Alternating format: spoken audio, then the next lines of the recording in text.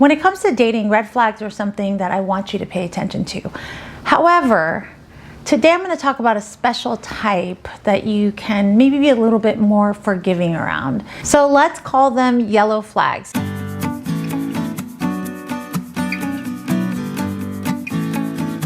And for more videos on how to take charge of your love life, hit the subscribe button and the notification bell. We've been in isolation for almost over a year, and a lot of us haven't had our social skills fine-tuned for a while.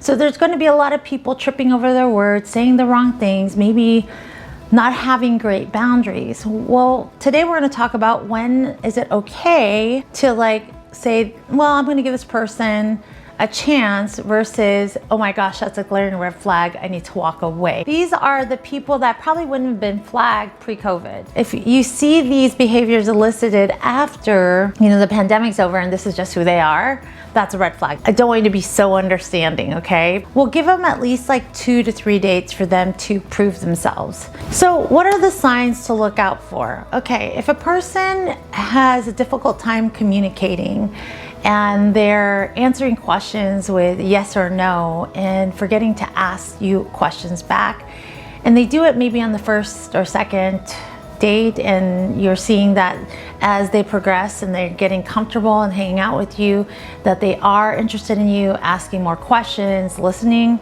then that is a yellow flag to move forward, right?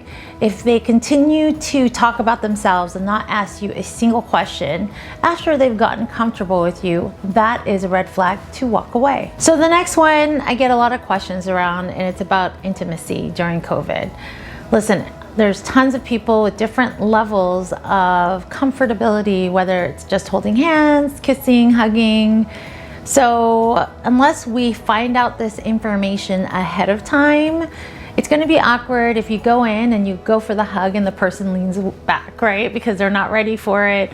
Or if you try to hold their hand and they pull away, or kiss, same thing. Don't get upset and internalize it and think, did I do something wrong? So give the person some time if they're acting awkward and they're not okay with, the kisses and hugs. It might be even beneficial for you both to have the conversation and get to know each other's comfort level before even making the moves. That way there won't be that awkwardness between you two. But if a person is constantly guarded and maybe intimacy is not their thing and it is yours, and you can see that every time you talk about it, they steer the conversation to another topic, or they're just not interested, even though they're acting like they want to date you, that's a red flag, right, for you. If you're a person that wants intimacy, you should definitely walk away from that relationship and find somebody that matches your level. So let's say all those yellow flags turn into green flags, that this person was just nervous, they are re-entering dating, and now they're getting more comfortable, there's trust built between you two.